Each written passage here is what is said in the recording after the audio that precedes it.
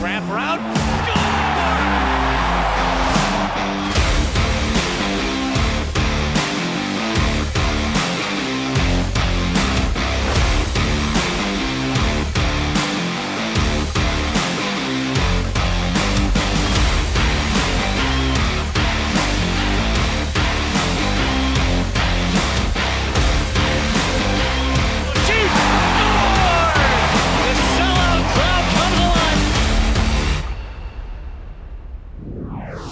Hello and welcome to Gulls All Access. I'm your host, Andy Zilch.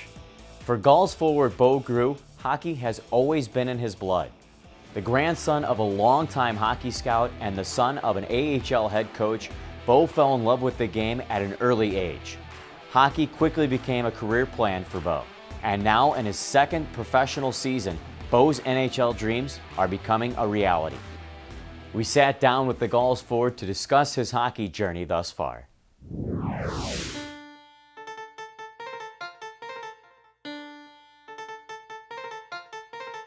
Bo Grew. I don't know what I keep going back to confidence, but that's all I keep seeing in these players, especially Bo Grew. His defensive work is absolutely stellar, and when you get the offense from him, he certainly brings it all. Right now, Bo Grew, for me, is that player. He knows he should be an NHLer, and he will be one day. We welcome to the show Gulls forward Bo Grew. It's a pleasure to talk with you and get to know you, and we'll start about your childhood first. You were born in France, but very early stages of your life. But let's just kind of talk about your childhood and what you do remember after your dad's playing career in France and then just growing up and getting acclimated to hockey. I lived in France maybe 2 years, and then growing up, I was always playing back in Gatineau, my childhood hockey, and it was great. I mean, I made some really good friends over there, met some great guys, some great people, so it was a blast. What drew you to hockey? Was it just being around your dad and just the constant atmosphere of the sport? Yeah, I was kind of born in it, to be honest. My grandfather was a very long time scout in the QMJHL, and obviously my dad played hockey for a while, and then he coached for a while, so it was kind of easy for me to fall in love with the game. And you meet a lot of really good friends, a lot of good people that helps you throughout your life, whether it's hockey or just in life in general, so I've been blessed. Now, your dad is a coach in the AHL of the Syracuse Crunch. How big of an influence during your childhood was he to either push you, coach you, help you, or did he just kind of let you find it out on your own? Yeah, I think before I was 16, like he kind of let me play a bit. He didn't want to put too much pressure on me. I think I already had a lot of pressure, especially back home. The son of a very like renowned coach throughout the QMJHL. So I was watching games. We were talking a lot about it. So that's where he kind of gave me a couple of advice, and especially my draft year at 17. I think he helped me a lot with how to manage the pressure, the expectations that would come with it, like throughout the season. So he kind of just helped me, like through the season, how to manage all the pressure and everything. Growing up, what team did you follow most, and was there a certain player that you enjoyed watching? Yeah, I was a big fan of the Blackhawks just because of Jonathan Toews.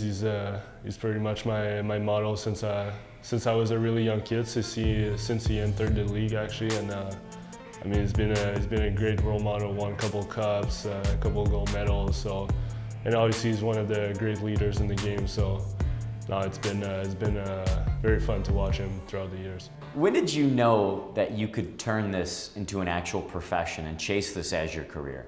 I think I always knew, to be honest. Hockey was always my first plan. I was always telling my mom, listen, I'm gonna be a hockey player. Like obviously, like school is not my favorite thing. Like I was good at it, but it was never my favorite thing. And my mom, she was encouraging me a lot. She was very supportive, and she's been supportive throughout my life. But probably since I was, I'd say 14 years old, 15 years old, that's when I really started to take things very seriously and actually turn this into a career. Yeah, looking back just at the entire junior career that you had, how does the Quebec Major Junior Hockey League and junior hockey in general, how does that prepare you to become an NHLer? It does prepare you a lot, actually, especially with the schedule. I think in Halifax, my last year, we played 76 games or 72 games, so the schedule is pretty much the same as the AHL and the NHL. There's a lot of traveling, a lot of back-to-backs. So I think it prepares your body a bit, and it prepares you mentally to play all those games. So it's a very long season. There's a lot of up and down. So I think it prepares you more mentally than physically to play at the pro level. So no, it's been a great experience.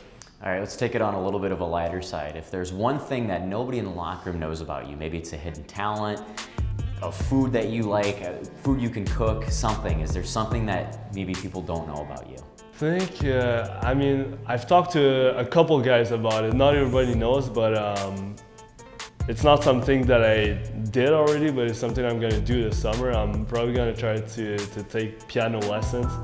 I love piano. I think it's so cool when someone plays it, and I'm a big music guy, and when I hear the piano, like, it's always a nice touch, I feel like. So I think it'd be just nice to, beside hockey, to have a hidden talent, like you said. Steve Bueller is the head coach of the San Diego Ducks youth sled hockey team. The program uses hockey as a tool to teach athletes to not make excuses due to their disabilities, but to overcome their challenges and become a productive member of society on and off the ice. The Ducks youth sled hockey team is a national champion, and in large part to Steve, this episode's hometown hero.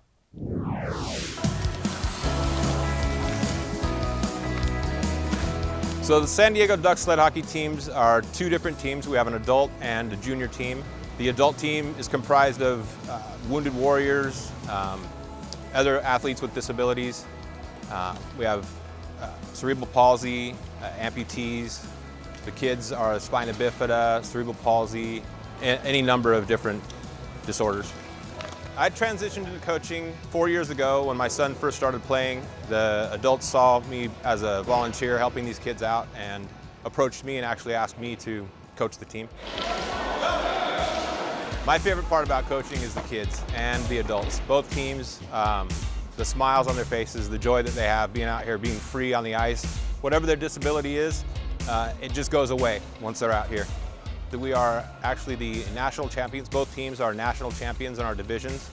We will be going to Pittsburgh in April for the national tournament, and we're looking forward to winning in the new division that we're in the second division. Hockey for my son is different because it's truly a competitive sport for him. He actually gets to go out and they win a trophy. A lot of times disabled or adaptive sports are not geared in that direction. It's more for fun. But for him, it's just a blast to get out there and battle.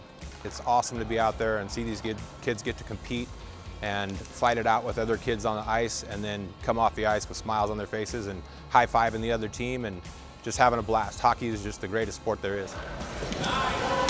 We're just trying to grow this sport and grow our team as much as possible. We're just pushing as hard as we can to get more players. I need more kids, especially. If you feel called to support the Ducks sled hockey team, you can look for us on duckssledhockey.org and look for Sarah Betancourt. She was the director and founder of our team. She founded the team in 2014, and it's been the greatest project that I've ever been a part of. 4, 5,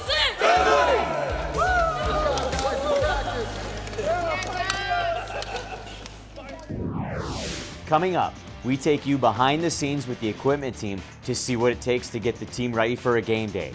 Right here on Gulls All Access, presented by California Coast Credit Union. Your San Diego Gulls are joining the battle against cancer with Hockey Fights Cancer tomorrow evening when they host the Iowa Wild at 7 p.m. Your Gulls will take to the ice in lavender specialty jerseys, which will be available for auction during the game. Don't miss out on limited edition lavender merchandise and secure your seats now by visiting sandiegogulls.com/tickets. And now Bo Grew takes you on the ice with this edition of Gulls Mic'd Up. No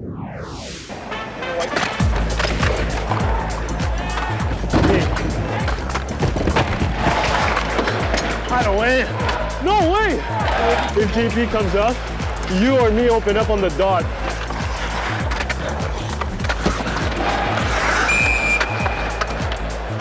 That's not offside. What's up? Oh my god! Oh my god! Bryce, what is that? Oh, sorry. Hey, I got him, Max! I got him!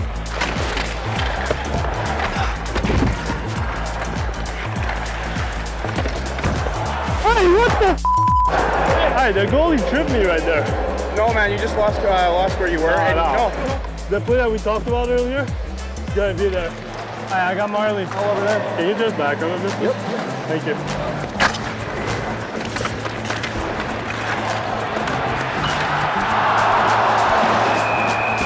No way I didn't score on that one. Good try. Good job, Raph. Hi, boy, Lars.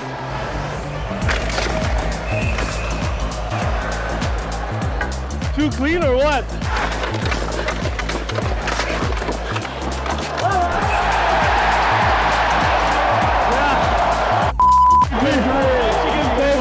Thank you. Nice pass.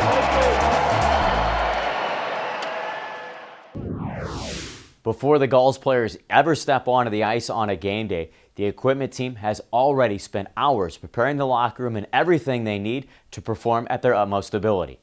From sharpening skates and cutting sticks to transporting equipment and setting up the locker room, the equipment manager's job is a unique and challenging one. Here's a behind-the-scenes look of a day in the life of the Gulls equipment managers. Let's take a behind-the-scenes look of the inner workings of the Gulls equipment management at the Pechanga Arena. The setup begins on game day in the early hours of the morning. Our dedicated equipment staff make sure everything the team will need is in its proper place and ready for a seamless transition into game night. I'm Ryan Tall, assistant equipment manager here for the Gulls. I work hand in hand with Joey Gilmet, and I'm going to show you around the locker room and what we do on a typical game day morning here. Here we got the equipment room. This is mine and Joey's place of work here. Our sharpener, spend a lot of time here together sharpening all the blades. So on a game day morning, everybody has 2 sets of blades. We'll click in a fresh set, and I'll get there in a minute. And then this is a set that we'll sharpen, put into our skate bags here, which we have on the bench.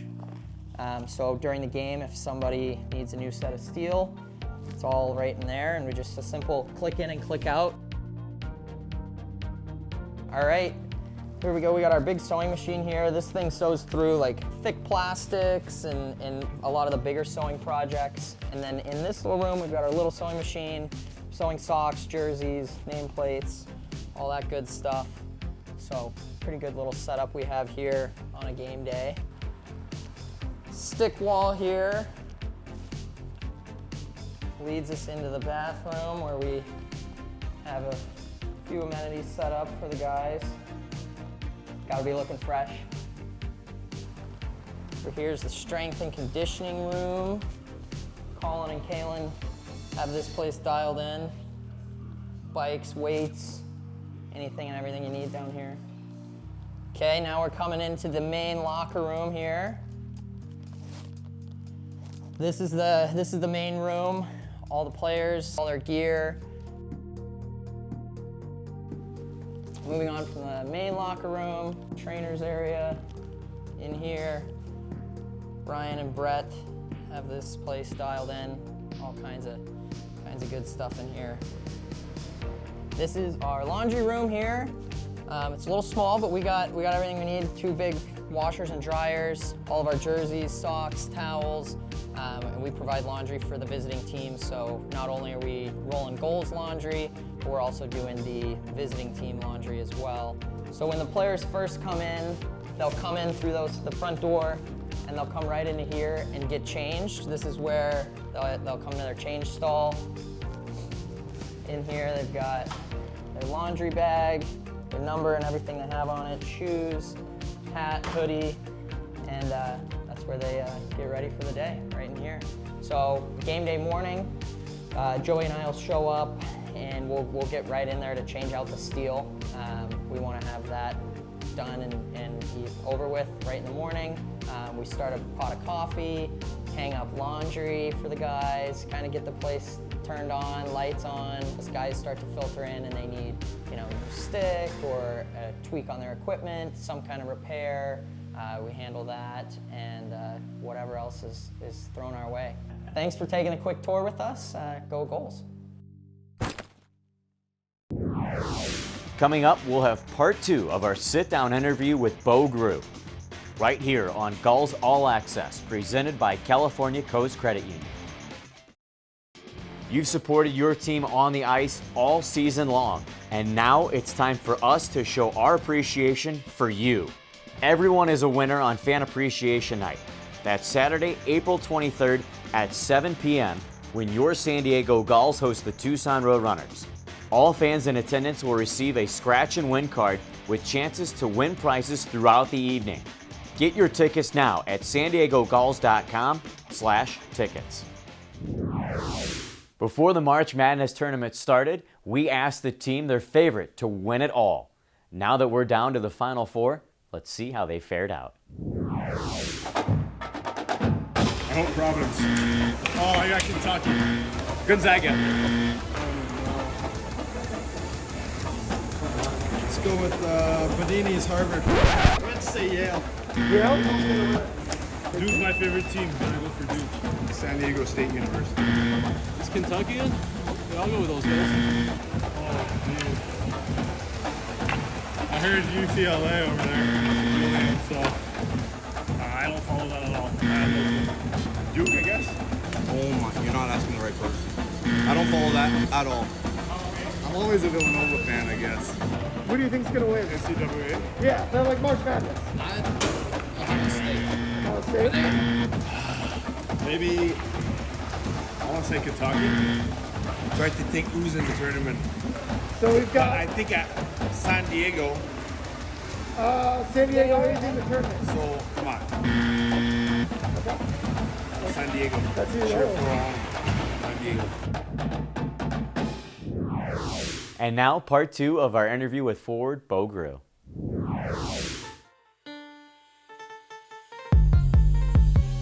Foot race for the puck. Grew intercepts, shoots, scores! Bo Grew on the offense was still defense. Bo Grew pickpockets that puck, and he takes it and he puts it in the 5-hole. All right, let's fast forward to your draft and your second-round pick. What was the experience like for you? What was the day like, and what do you recall? It was very stressful, to be honest, because obviously everyone that are getting drafted are waiting for that moment their whole life, basically. I remember I woke up and I was like oh my God, I might get drafted today. And when I heard my name by the Ducks, I was really happy. It was my first choice, to be honest, by the Ducks. I had a great meeting with them at the Combine, and they told me that they really liked me too. So no, it was a match made in heaven for sure. What was it about the Ducks that made it #1 for you? I think just their style of play. I remember watching them early on when Getzy was there, Corey Perry, all like Ryan Kessler actually. Just some really big guys with a lot of skills that can skate, that can make some plays, but also really good defensively. So I thought their philosophy, their organization were matching my game really well. So I knew I was going to fit in pretty well with them. Well, let's go to last year, your first pro year. Probably not what you expected, or anybody expected for that matter. I mean, you get to the pro level and you expect to have thousands and thousands of fans, but unfortunately, you look out in the crowd and there's cardboard cutouts. What was that like last year for you? It was weird a bit. It was a bit disappointing to not have any fans at pretty much any of our games. I thought overall it was still a great experience. It was my first pro year, first year playing with pro players. So no, I thought I had a great season. I thought I improved a lot. And that year for sure changed my career, I think. A lot of people were thinking, oh, I'm not sure if he's fast enough, not sure if he's skilled enough to play at the pro level and actually produced. And I think last year I proved a lot of people wrong, and I'm still trying to do that this year, and just going to keep building on that. As you look back at last year, was there one moment where you either felt extremely prepared for, or maybe something that you didn't expect out of the pro game? I'd say I remember my first preseason game against San Jose. My first shift on the ice, I think it was Blychfield from San Jose.